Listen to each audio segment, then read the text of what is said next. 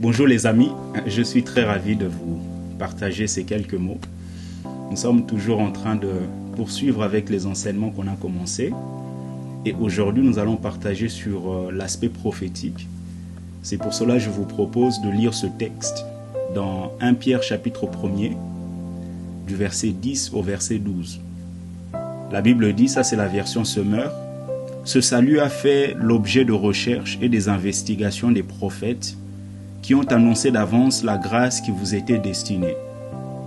Ils cherchaient à découvrir à quelle époque et à quels événements se rapportaient les indications données par l'Esprit du Christ. Cet Esprit était en eux et annonçait à l'avance les souffrances du Messie et la gloire dont elles seraient suivies. Il leur fut révélé que ce message dont ils étaient chargés n'était pas pour eux, mais pour vous. Et ce message vous a été communiqué maintenant par ceux qui vous ont annoncé la bonne nouvelle sous l'action du Saint-Esprit envoyé du ciel. Les anges eux-mêmes ne se lassent pas de le découvrir. » Oui, en lisant ce texte, on peut se demander qui sont les prophètes évoqués par l'apôtre Pierre. Vous savez, il s'agit des prophètes de l'Ancien Testament. Et parmi ces prophètes-là, vous avez particulièrement celui qu'on appelle David. Et lui-même, l'apôtre Pierre, est en train de parler de David dans Actes des Apôtres, chapitre 2, à partir du verset 29. La Bible dit « Hommes frères, qu'il me soit permis de vous dire librement au sujet du patriarche David, qu'il est mort, qu'il a été enseveli, et que son sépulcre existe encore aujourd'hui parmi nous. Comme il était prophète, et qu'il savait que Dieu lui avait promis par serment de faire asseoir un de ses descendants sur son trône. » Donc là, vous voyez que la Bible précise que le patriarche David était prophète. Oui, donc vous comprenez que l'apôtre Pierre est en train de nous parler des prophètes de l'Ancien Testament. Parmi eux, nous avons donc David qui est aussi prophète. Donc ces prophètes-là parlaient des choses qui ne les concernaient pas. Ils parlaient des choses, ils parlaient du Messie, ils parlaient de tout ce qui devait arriver.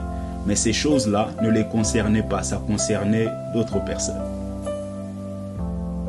Oui, parce que cela se voit dans la parole de Dieu. Lorsque vous lisez les écrits de David, le prophète David, vous voyez par exemple dans Psaume chapitre 22, à partir du verset 16, la Bible dit « Car des chiens m'environnent, une bande de scélérats rôde autour de moi. Ils ont percé mes mains et mes pieds. » Donc vous voyez que ces paroles-là ne concernent pas la vie de David.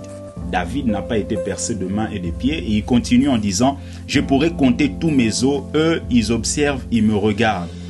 Ils se partagent mes vêtements, ils tirent au sort ma tunique. » Donc vous comprenez que ce texte, ces paroles-là, ne concernent pas le prophète David, mais concernent le Messie. Donc, c'était des prophètes qui ont annoncé des choses qui ne les concernaient pas, mais qui concernaient la génération future.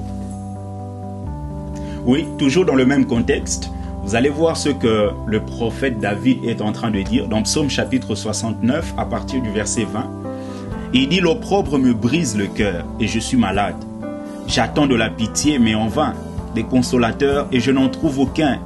Ils mettent du fiel dans ma nourriture et pour apaiser ma soif, ils m'abreuvent de vinaigre. » Donc vous comprenez que ce texte, ces écrits-là, c'est David qui est en train de les annoncer, mais ça ne concerne pas sa vie.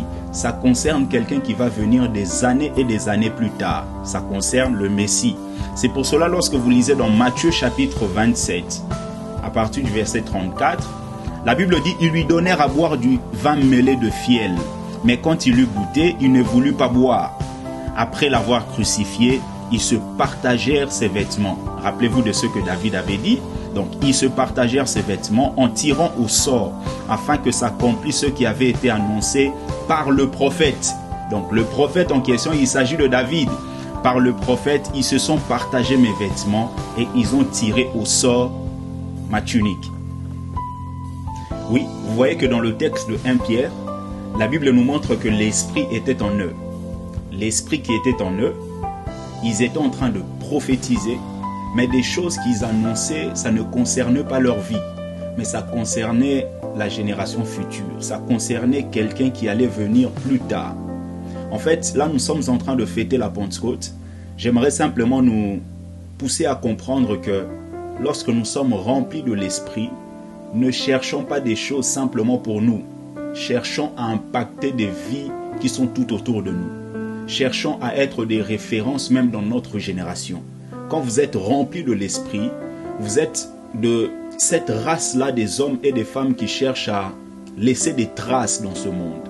Ne vivez pas simplement pour vous, mais vivez pour Dieu en impactant votre génération.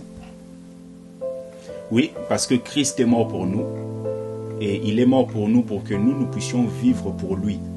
Alors si nous vivons pour Christ, croyez-moi, nous ferons des choses qui vont impacter cette génération. Je crois vraiment que le monde a besoin de chacun d'entre nous. Le monde a besoin de pouvoir voir la révélation des hommes et des femmes qui ont le Saint-Esprit, la révélation des hommes et des femmes qui sont impactés par la puissance de l'Esprit.